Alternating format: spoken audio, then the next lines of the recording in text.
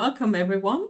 Welcome to today's webinar, Integrating the Informal Sector in Kenya with PAKPRO and CEJAD. This is a part of the Gap for EPR webinar series, a cooperation with the informal sector, a key pillar for successful EPR implementation. Two webinars already took place the past weeks, one with Yunus Environment Hub on general learnings on cooperating with the informal sector. And then we had one session with Maria in Malaysia PRO. So I will share the recordings for these two sessions in the chat in a minute. For those of you who don't know the Gap for EPR, sorry, the Global Action Partnership for Extended Producer Responsibility. This is an international partnership established between CEJAD, OECD, UNEP, and WWF. It receives circular economy support from the Ellen MacArthur Foundation and hosted by Prevent Waste Alliance. Before we dive into the content, just a short disclaimer. The views and opinions expressed in this webinar do not necessarily reflect the positions of the core partners of the Gap for EPR. But now coming to today's session, today we will hear two perspectives on collaborating with the informal sector in Kenya. We will start with an input by PAKPRO, one of the leading packaging PROs in Kenya, followed by an input from CEJAD, the Center for Environment, Justice and Development. And afterwards, we will have time to answer your questions and to discuss a little bit. So feel free to use the chat and already put your questions in the chat during the inputs.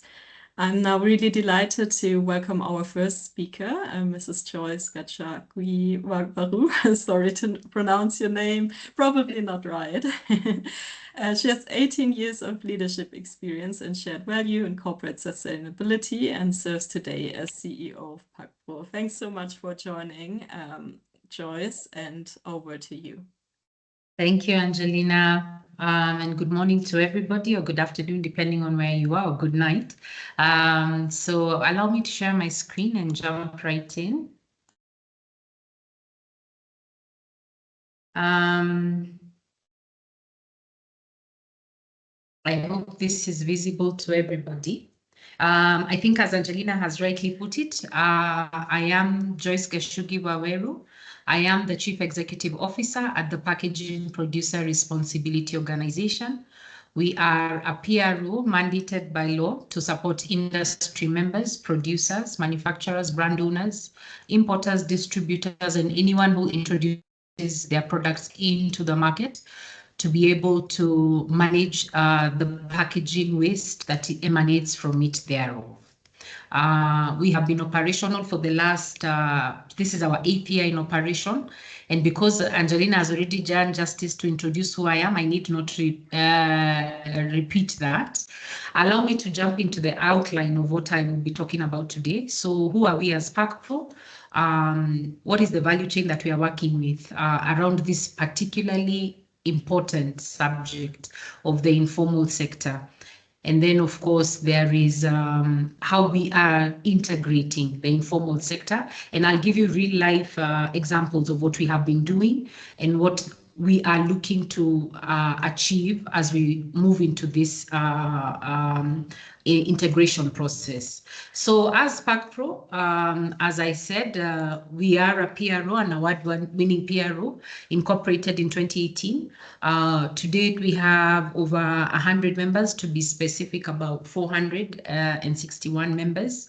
And our mission is to ensure that we inspire a shift toward recycling, to regulate post-consumer packaging, as well as to create shared value for our stakeholders. We are a 17-person organization, and so we are providing services around raising the awareness around EPR, both for industry, for consumers, so that we can then create shared responsibility. So EPR is now a buzzword, not just on the continent, but globally. A lot of countries are today trying to formalize and make EPR mandatory. And so EPR is really extended producer responsibility. It's an environmental policy and management concept that places responsibility to manage products throughout the entire life cycle on producers. And so for us as an organization, we are looking at the full spectrum, right from the design stage of the packaging product. So we influence our members as much as possible to design for recycling, and recycling is critical to us because our primary objective is to ensure that we keep this material in the loop for as long as possible. Where we find that the products are using material that are difficult to recycle and they cannot be replaced, we try to encourage complete reduction or elimination so that they substitute with something that is better fit for recycling. Then, of course, we look at the distribution system and where we work with distributors of our brand owners to ensure that their packaging is returned back into the ecosystem through collection. And it's one of the things I'll be talking about. Of course, repair and reuse. This usually affects our electronics members simply because we want to keep the products in there for long, but also that when it's being designed, it's designed to have a longer shelf life. And then, of course, we have very varied programs around collection, collection at schools, collection at homes. We are key to driving segregation at source. It's still not a widely adopted concept in Kenya, but nonetheless, we are still advocating for it to the best of our ability. Of course, it is a mandate of our governments, but from where we can play our part, we proceed to do that. So as I said, we provide comprehensive EPR compliance. In Kenya today, extended producer responsibility became mandatory in the year 2025.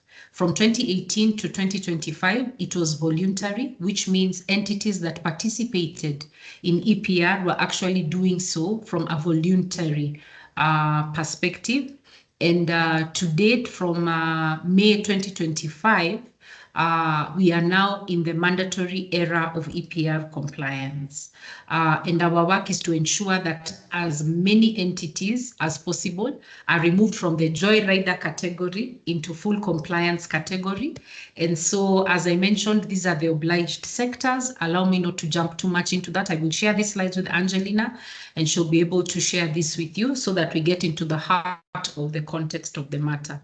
So, as an organization, I said I'll give you real examples of what we are seeking to do. Remember, we represent the private sector, more importantly, the producers. And so because PET is one of our foundational streams of material that we started with in 2018, we have built a wealth of expertise around it. To date, as of 2025, we've recycled over 54,000 metric tons of PET packaging alone. In a country that does about, when we came in, it was about 10,000 metric tons a year recycled. And so we have seen that grow year on year. I think last year, as a country, we were able to do about 22,000 metric tons of PET. Which is still not enough. We still have a lot of PET that is not getting back into the system. And so our desire is to ensure we do it. Now, how have we tried to integrate the informal sector? Our waste management system is based on the informal sector. They are the cog that keeps the wheels running, simply because that is where primary recovery happens. The model of waste in Kenya is that waste is collected from our houses and taken to a common discharge point, be it a dump site or a designated segregation point where for some of our private service providers, waste service providers, they are able to sort out waste and only take what is not recyclable to the dump sites. Through that process, of course, there is scavenging where these materials, for instance, yes. Sorry, there was can a you hear me? problem with your internet connection, just the last minute, I think. Also, the Oh, it presentation is dropped. down now. Sorry, Yeah, sorry. no Okay, worries. I'll go over it again, no worries. Thanks. It was So, just last minute. Thanks. okay, so from PET, the bottles are recovered through the scavenging process. Once that process happens, the materials are then taken to our approved recycling entities. And in Kenya today, for instance, for PET, we have about 8 companies that are recycling. Today, we have 2 high-value recyclers. One is doing bottle to bottle, means they are making resin for new bottles. And we do have another one that is making fiber, polyester fiber, different sizes of it, and so used for different applications. With that, as an organization, we have been taking monies that are contributed to us by our members, the brand owners and manufacturers who are putting product into the market using PET. And we take, for every 3 shillings they give us, we either give 3 shillings whole back into the ecosystem, or 2 shillings 50 cents, or 2 shillings, depending on what the volatility in the market is. Okay, so our subsidy has been purely to go in and support volatilities in the market, but to be able to increase the pool of these bottles from the ecosystem. And so to date, we've done about $2 million that has been paid directly to the waste actors through our recyclers. Why have we been marginalized points in our value chain? We are not able to disseminate $2 million through an informal system directly. It would be our aspiration, and in subsequent slides, I'll show you what that aspiration looks like. So for PET, we are working with about 300 aggregators. Aggregators are primary buyers who buy volumes of PET, put it together before they then transport it to the recycler. And these are working with a network of about 6,000 waste pickers across the country. So that is a first level of informal interaction, but it's not enough, okay? In 2024, we decided to branch out to other materials. And while other materials had an existing value chain, one that did not have was the used beverage cartons. Most people call it Tetra Pak globally, but Tetra Pak is actually a brand. There are many other brands. Of course, Tetra Pak is one of my members, but we decided to build a value chain from scratch for used beverage cartons. And this is a good example because unlike for PET that I was speaking to you earlier, when we came into the market, there was already a value chain.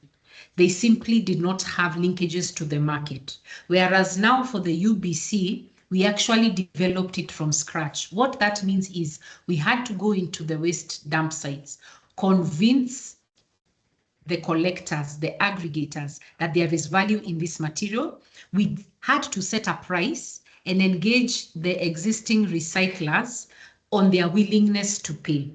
Now, for those of you who understand how Tetra Pak material is utilized or packaged, it is usually a very high waste generating packaging material right from the production process. And as such, our existing recyclers really did not have the need for used beverage cartons. And so for them, we then created this new stream of feedstock that they did not have. And of course, it comes with other complexities. Now the material is dirtier. A lot of us are using, in many of our countries, are using Tetra Pak or this packaging material for dairy packaging, and we all know what happens to dairy when it stays in a pack for some time.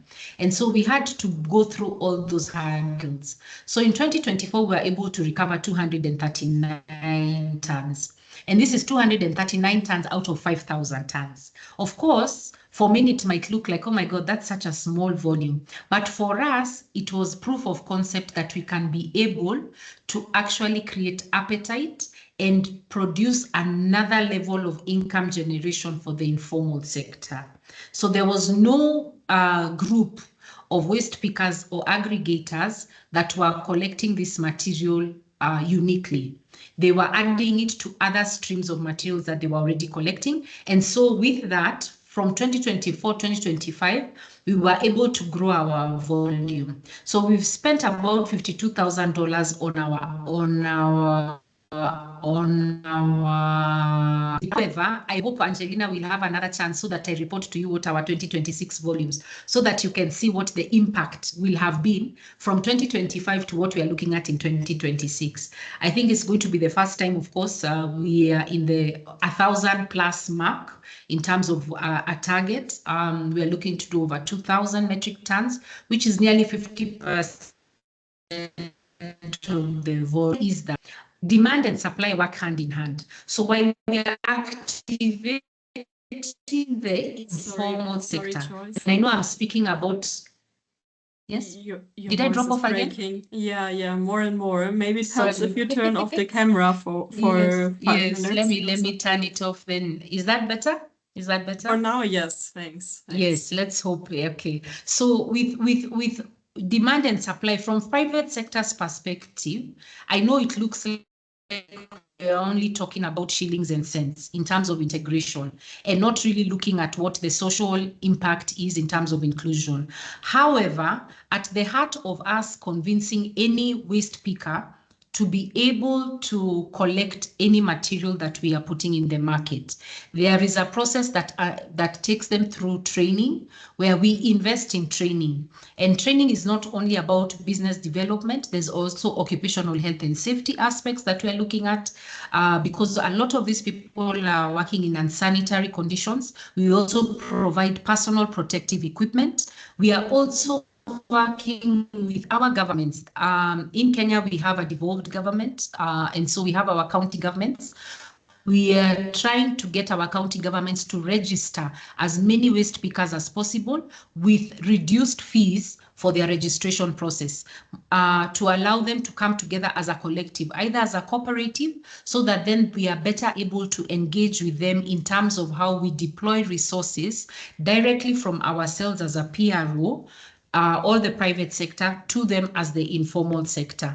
And it is based off of this that we then came up with our novel trademarked program, which is Biz Nataka. For those of you who are not familiar with the Kiswahili language, Biz Nataka simply means business with waste. Okay.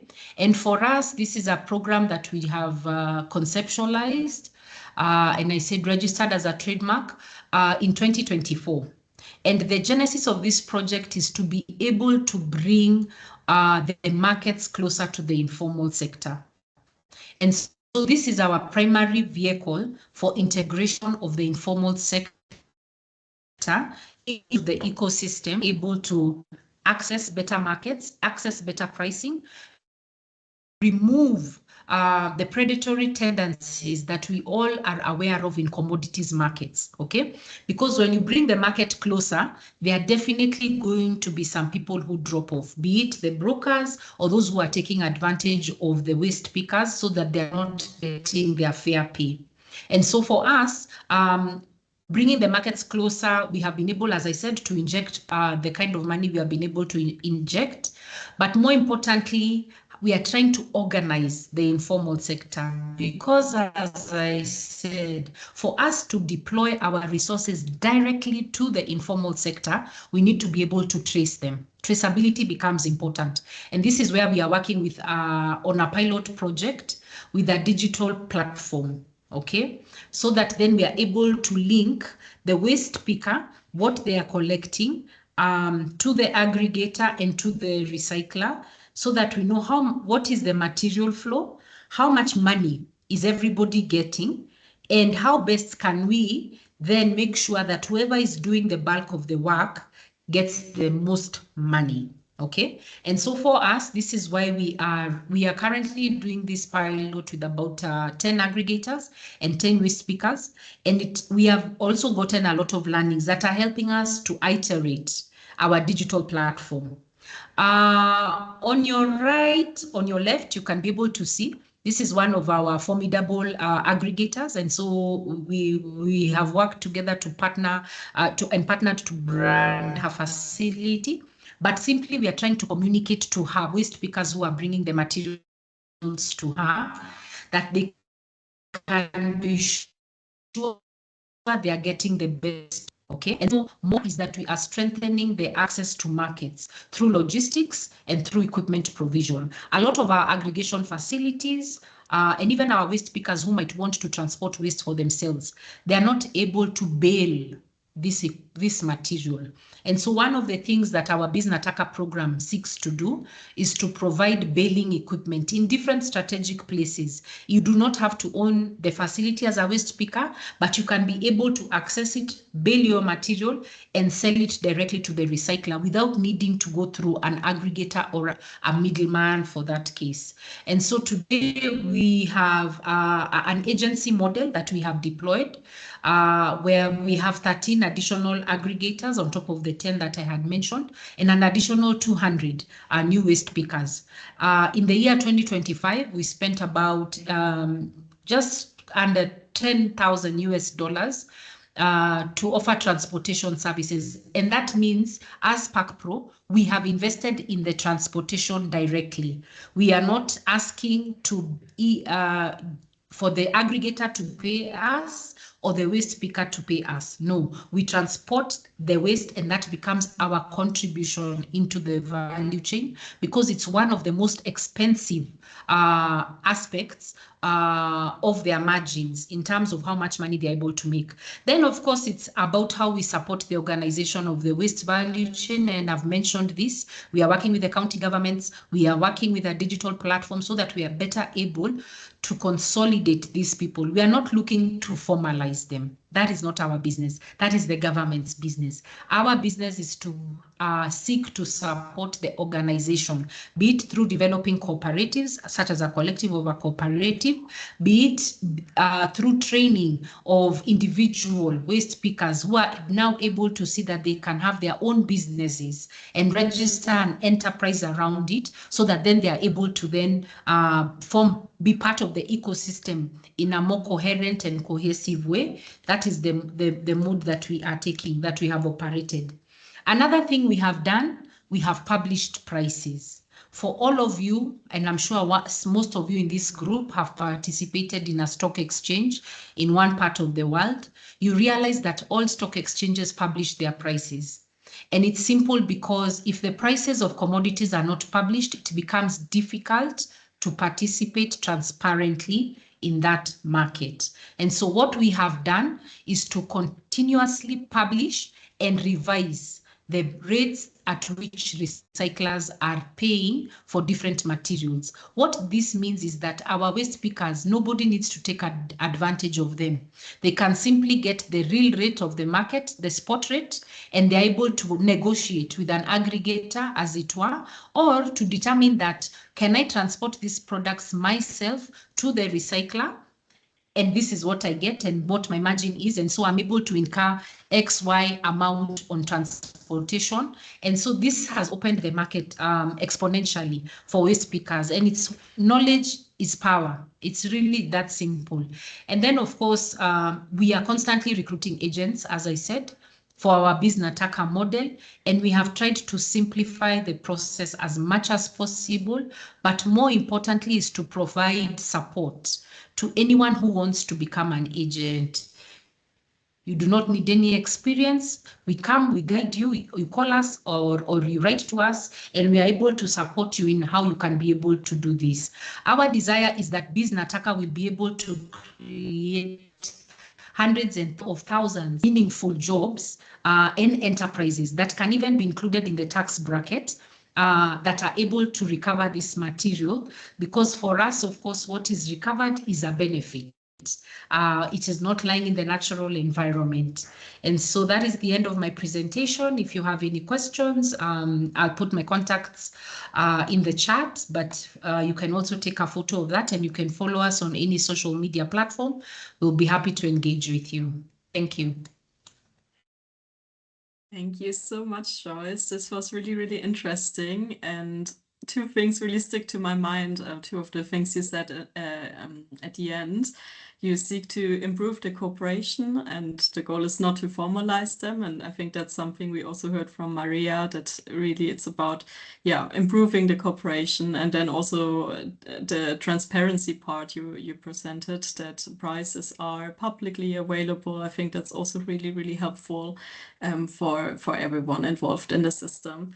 So thanks so much for your input. And let's see, I think there's no pressing question in the chat right now to everyone. Oh, there's one question, a longer one, so I'll keep that for later. So please feel free to put your questions in the chat, and we will pick them up after our second input. And now I'm really happy to welcome our second speaker, Griffin Ojing, the co-founder and executive director from Kenya Center for Environment, Justice and Development, CEJAD.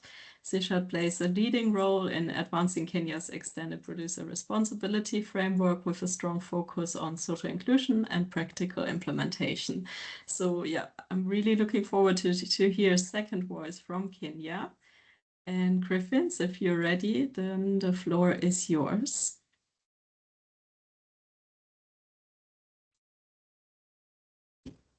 Thank you so much. You can hear me?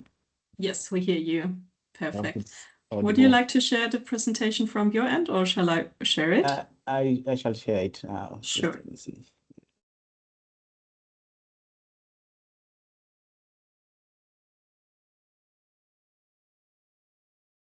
Can you see it? Yeah, not full screen. Yes, now it's full screen. Perfect. Thank you. Yeah, thank you so much for this invitation, and thanks for the introduction. At CEJAD, we want to share with you also a presentation basically on the integration of the informal sector in Kenya, so that we are currently trying to do, and also working with other partners. My presentation, first, I would just want to say that this is informed by work that CEJAD has done over the years, which has been supporting the formalization and organizing waste pickers in Kenya. And currently, this work of particularly in promoting effective implementation of the Sustainable Waste Management Law and the EPR is focused on in 4 counties in Kenya, as Joyce earlier mentioned, the Kenya Devolved System of Governance, that is in Nairobi, Kisumu, and Nakuru. So it's still ongoing. And so we just want to share in terms of what we've been able to, from the implementation, which we started last year around July to date, sharing some experiences as also some lessons. But first, for those who may not know CEJAD, we are an organization that is a public benefit organization, which is the current framework in Kenya, or public interest. And so we were founded in 2012.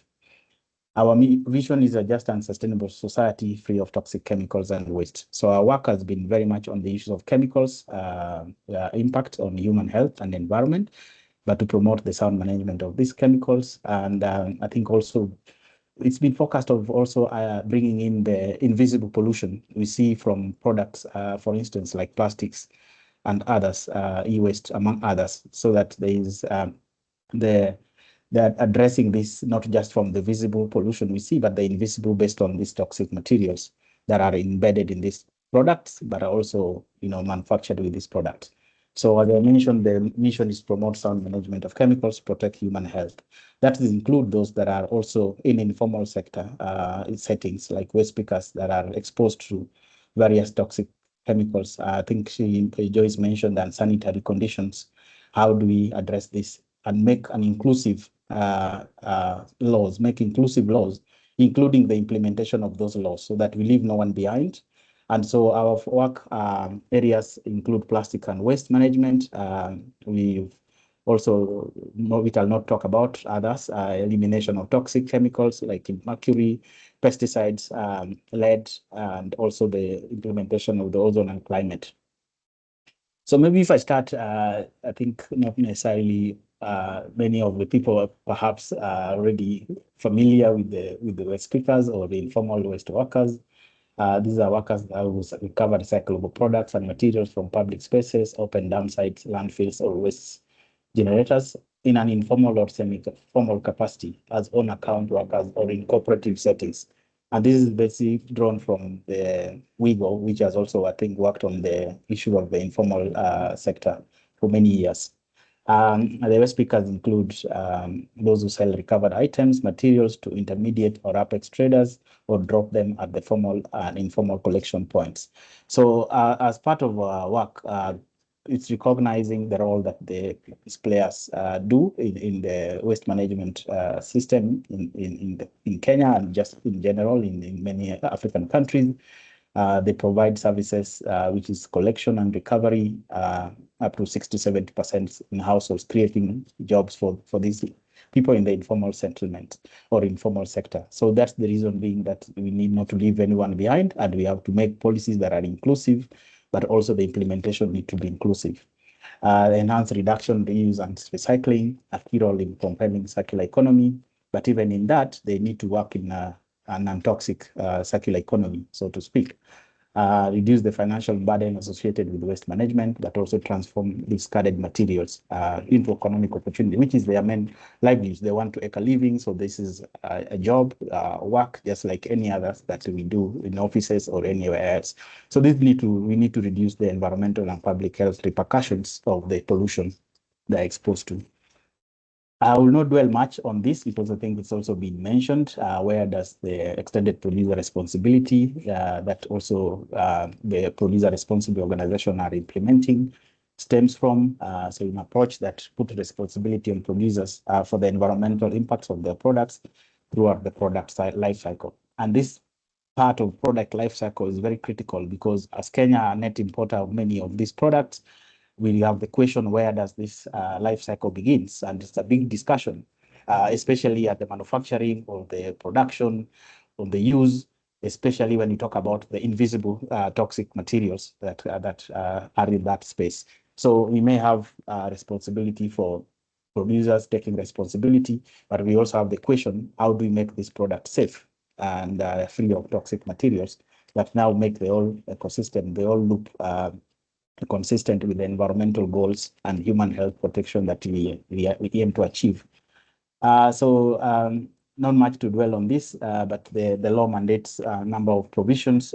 Few highlights: financing and organizing collection, recycling, and disposal of post-consumer waste, designing products that minimize and facilitate reuse, recycling, recovery, and use. So the question of design is a big issue in terms of if we are to make products for recycling or safe from toxic materials, and also getting into contracts with the licensed waste providers. So I highlight this because the law, this is the point where, for instance, the informal waste workers or waste pickers are recognized when it comes to the implementation of the EPR. And I think the previous speaker, Joyce, has mentioned about efforts to have these aggregators, the informal waste workers, earn or maybe compensated from the efforts of labor that they do in terms of collections.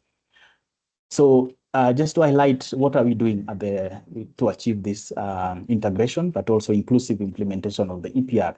So with the support of GIZ, thanks again for inviting us to share this, and the support we're working on together is to advance an non-toxic circular economy. So we have two approaches. One is what I talked about, the issue of product design, the issue of toxic materials. We are trying to promote a non-toxic circular economy where we support the development of standards that will limit products that enter into the country with regard to some of the certain toxic chemicals like persistent organic pollutants, flame retardants, to minimize to have limits which meet the national standards. So if products are manufactured maybe from recycled materials like toys, and these are the products that are found or collected within the site or banned that expose the waste workers or the waste pickers to hazardous materials, they need to be meeting some safety standards, particularly with regard to the limit of certain chemicals, so that those chemicals are eliminated or reduced when it comes to the importation, because we majorly import fuel manufacturing. But even then, manufacturing, this will achieve the safe circular economy by eliminating the most hazardous toxic chemicals. Some of these are very toxic because they are endocrine disruptors. If you get products from e-waste, for instance, cathode rays, and then you make into new products like children toys or food contact materials, then we are inherently exposed to that which is invisible, but it's still harming us in terms of environmental and health consequences. So the objective is basically to strengthen the collaboration so that there is awareness between producers, that minimization of these materials in terms of safety or the design of products that we can basically put into the circular economy or maybe recycle and reuse, and also bringing the waste picker. So all these category of players, important to collaborate and work in a way that achieve equitable and efficient implementation of the law, but also elevate the issue of public awareness on plastic pollution. I think this is an effort that we have done together with partners, not just here in Kenya, but across the region in the plastic treaty, the issue of health impacts and environmental impacts, and as well as what are the sustainable alternatives, but also empowerment of the group waste picker, the informal waste workers, the waste pickers, to be able to be their own agents of change from an informed point of view. They have the knowledge if these materials are having environmental or chemicals exposure, how do they handle those products, but also strengthening their operations and the achievement of their skills in terms of business, because that's their main goal. So when I just highlight a few, when it comes to the aspect of waste picker empowerment or knowledge, we are trying to make the law simple, easy to read. So we've produced the picture on the right, which will be disseminating. I think there are meetings that we've held in terms of the stakeholder engagement, for instance, in Nakuru County, which is one of the counties. And we're glad that PAKPRO has also been participating in these forums where we bridge the engagement. There is dialogue around how best to have waste pickers included in an inclusive manner. So this simplified version it's helpful because we've simplified this law to make it easy to read and understandable, particularly in the local context where we have to have groups in dump sets, but also enhancing the trainings besides just the information from the materials, the trainings, looking at opportunities which are provided for in our law. Like for instance, as mentioned, Kenya is supposed to establish material recovery facilities, particularly counties where waste, in order to achieve the circular economy, where waste will be recovered. And so these operations need to be in compliance. And we envisage that majority of people who should be able to get opportunities operating this material recovery facility should be the waste pickers. They have been already doing this work, especially from the roles that I mentioned that they play, including integrating the gender-specific approach and zero waste principle. When you talk about segregation at source, in order to achieve the circular economy, products that are supposed to be recycled, products that are supposed to be managed in environmental sound manner, maybe organic waste. So all this need to be, the training and the information need to be provided for to those that will play that key role to stimulate and ensure that the law is effective. As I continue, the engagements, I think, has been very much instrumental. A lot of lessons, a lot of learning, where we collaborate with NEMA to bring this law to the local counties. As it now is a national law, but its success is only good as, for instance, where waste is envisaged to be managed, that is at the counties, because that's what the law provides. So that there is stakeholder sensitization, there is awareness, and even the implementation is having a multi-stakeholder approach. When you talk about the law, the impact of what we are talking about, it does not only affect the environment, it affects health, it affects labor, it affects the workers. So we need to bring all the stakeholders to have a more multi-stakeholder approach to implementation of programs or strategies that we put in place.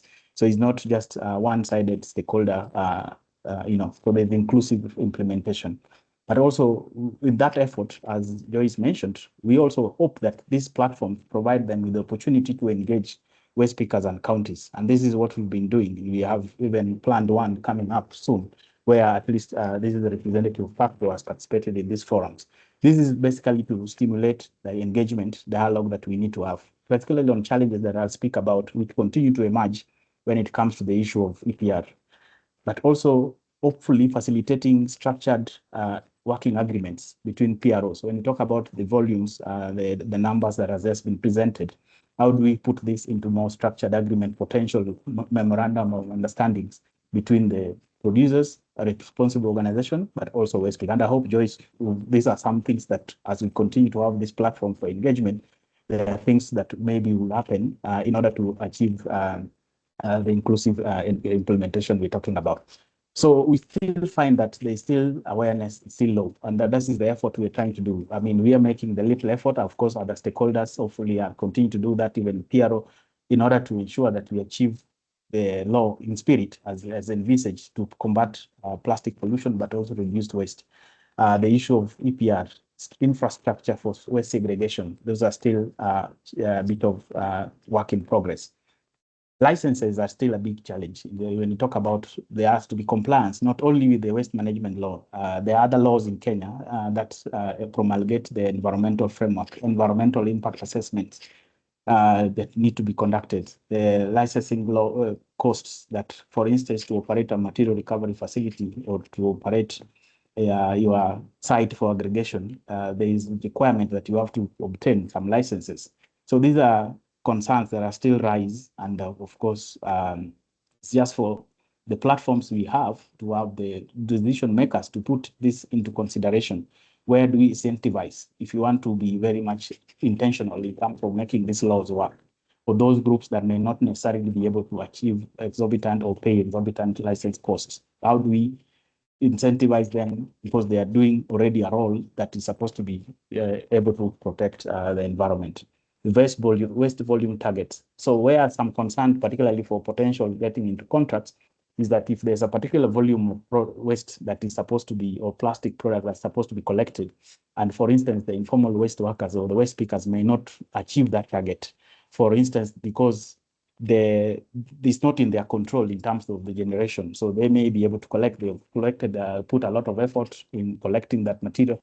But again, there's also the uncertainty in terms of the type of products that, for instance, the PROs or the groups will be able to aggregate or take for selling. So it may be high density plastics, maybe the waste pickers already collect. So there's the aspect of effort the waste pickers put in to collect, but when it comes to selling, they still don't have some controls. So how do we make sure these issues that are emerging from these engagements are incorporated so that they are addressed? Prices, when it comes to products, I hope that I think there's some conversation around setting price within the implementation of the EPR that NEMA is putting in place together with the recyclable associations. If once these are gazetted, they need to be able to be clear so that there's work with certainty that and motivation, incentive to collect in order to reduce the plastic waste that we are talking about. So in one key lesson is that we would hope that there's still going to be continued engagement. Oh, sorry about that. I don't know. I lost my. Can you still see my screen? We still see the presentation. We also hear you and see you. Okay. Okay. Thank you. I was not seeing myself with the presentation, but let me continue.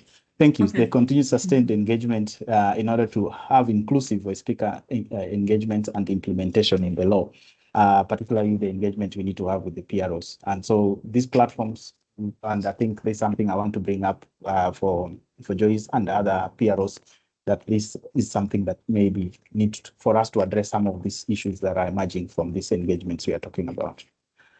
Lastly, I think there is also need for media and awareness creation.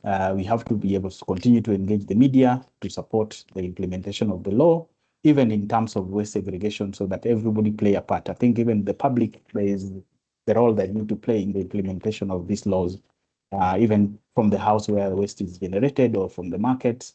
So in that effort, as we do this work, we try to also bring in the media to be able to ensure that awareness is enhanced, and also particularly participation in forums where we can also bring about the challenges or the issues that are emerging from the informal groups. Remember, as I mentioned, we are a public interest organization. We are a public benefit organization.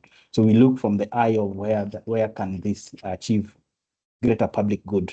That's what our intention is. So where we are able to get platform to speak, like we were in the Circular Economy Conference, we were able to raise some of these issues.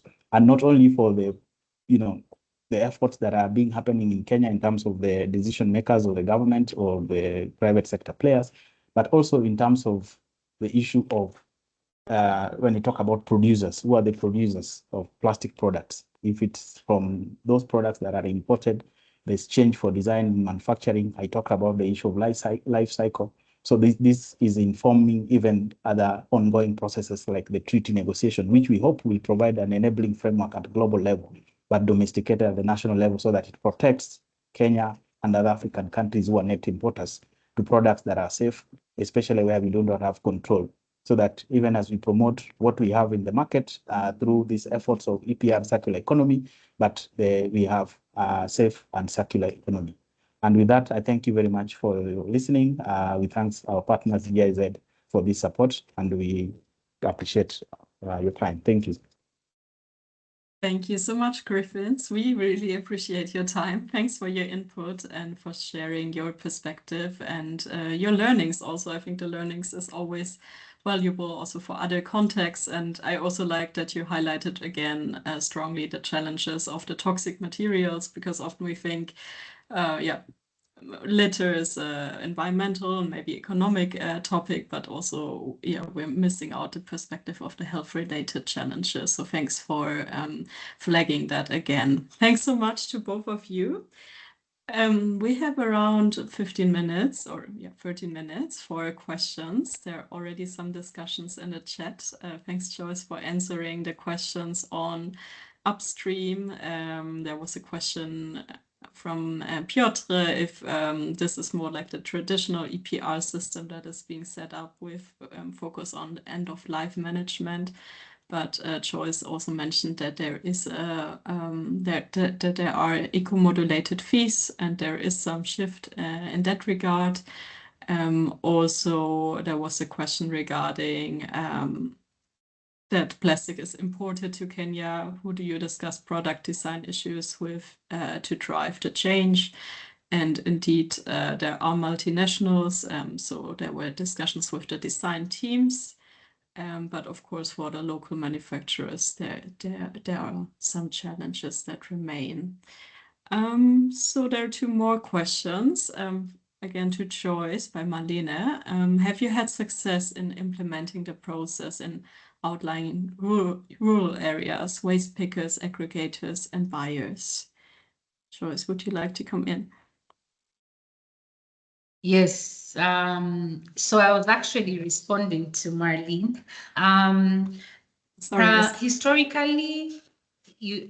Historically, we have had the urban areas and peri-urban areas have been the primary focus in terms of where we're engaging our waste pickers, aggregators, largely because of the availability of feedstock, meaning the recyclable materials.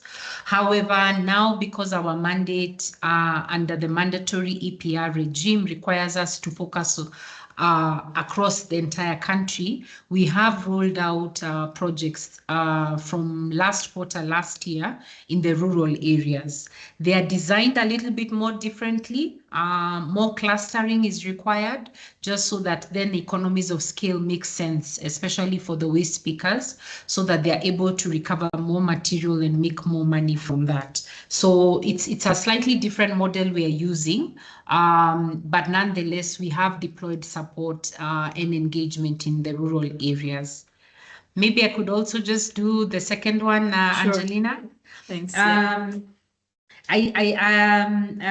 Juan, thank you so much. I think the criteria we have been using has been about scale. So he who or she who has the largest amount of feedstock is typically where we would support with the baling equipment first. Also, because we do require to take you through some training and we stay with you for some support so that then you're able to use the equipment better. But now we're also encouraging individuals who are interested in setting this up as a commercial activity, a standalone commercial activity. We are then committing to direct traffic to them for people who will use their machinery. So there are two different models. One is on its own as a baling service. So let's call it baling as a service. And then we have now where we provide you with who owns an aggregation facility with the equipment. So those are two different models. Great, thanks. I hope that answers your question, Juan, and also Marlene. Then there is a question to Griffins. How has been your approach to intra-EPR discussion in the public sector? Yeah, thank you for that question. I would answer it this way. So our approach has been through the multi-stakeholder or rather engagement and dialogue that we are trying to promote within the specific counties, because these engagements we are directly or intentionally bringing in the public sector institutions. So like I said, the ministries or agencies of labor, health, among others, because public sector, for instance, have through mandates that are each and every institution, mandated to do. For instance, if the labor sector, which directly involves workers or, like regulating the working sector, workers in the informal or informal sector, is that there are specific laws like occupational health and safety. So there is interest of them to ensure that even these laws as implemented, there is adherence to the issues of health and safety. When you talk about health, when you talk about cooperatives, so these are efforts so that they are not just conversation between the authority enforcing the law, but other public sector institutions are part of this conversation and interest them to see opportunities, how they can implement their mandate with regard to the specific issue that are touching on the issue or the implementation of EPR. It could be the issue of compensation, payment for informal workers, or collection when it comes to the issue of licensing, and other factors or other facets within the public sector. So that's how we are approaching this. Thank you. Thank you so much. I hope that answered your question, Raymond. I do not see any other questions in the chat, so maybe I can follow up with another question to you, Griffins. You mentioned a gender-sensitive approach. Maybe you could expand a little bit on that. Yeah, thank you so much. So when it comes to the trainings and the particularly for the West speaker groups, the question of gender is being seen and maybe understood maybe when it comes to participation in meetings, looking at how many women, how many men participate. But it's more deeper in terms of analysis. When you talk about products or waste, there is the impacts that when you are exposed, that it affects us differently as men and women. For instance, if we talk about toxicity, what I've just talked about, the toxic materials, if it's endocrine disrupting chemicals or you're exposed to air pollution, the respiratory effect, or maybe through ingestion, it may affect us differently because of our physiology and biological nature. Maybe it's reproductive health, when it comes to respiratory health, among others. So this information is one way we are bringing the issue of gender responsive in terms of policies, that laws that we implement, or even when we implement. So you have to be able to ensure that when you're communicating, we're training, we're developing material for training, then it responds to some of these aspects when you talk about exposure or occupational hazards.